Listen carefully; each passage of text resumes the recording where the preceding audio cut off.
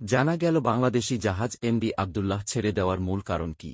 গত ১-২ মার্চ ভারত মহাসাগর থেকে জাহাজটি ছিনতাই করে দস্যুরা। ছিনতাইয়ের ৯ দিনের মাথায় দস্যুরা প্রথম মালিকপক্ষের কাছে মুক্তিপণের দাবি জানায়। এরপরই শুরু হয় দর কষাকষি, আর দর কষাকষি চূড়ান্ত হওয়ার পর গতকাল সন্ধ্যার আগে মুক্তিপণের অর্থ দেওয়া হয়। মুক্তি পাওয়ার পর জাহাজটি সংযুক্ত আরব আমিরাতের আল হারমিয়া বন্দরের উদ্দেশ্যে রওনা হয়। ইউরোপীয় ইউনিয়নের দুটি যুদ্ধজাহাজ এমভি আবদুল্লাহকে পাহারা দিয়ে নিয়ে যায়।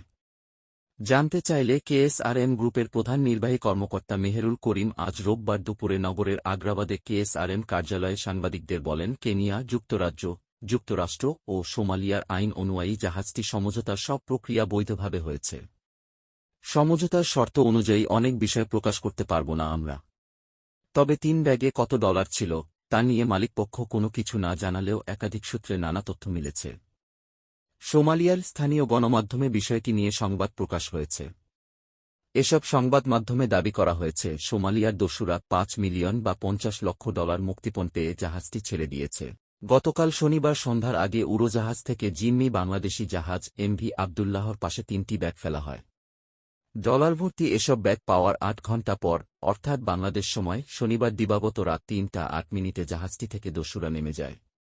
এই ৩ ব্যাগে কত ডলার ছিল তা নিয়ে এখন আলোচনা চলছে। মুক্তিপণের অঙ্ক কত তা জানে ৩টি পক্ষ। ১. সোমালিয়ার দস্যুরা, যারা জাহাজটি জিম্মি করেছিল। ২. মালিকপক্ষ কেএসআরএম গ্রুপ এবং ৩. লন্ডন ভিত্তিক জাহাজের বীমা কোম্পানি। এই ৩ পক্ষের মধ্যে বলেছে মালিকপক্ষ বিষয়টি নিয়ে সরাসরি কোনো কথা বলতে নারাজ।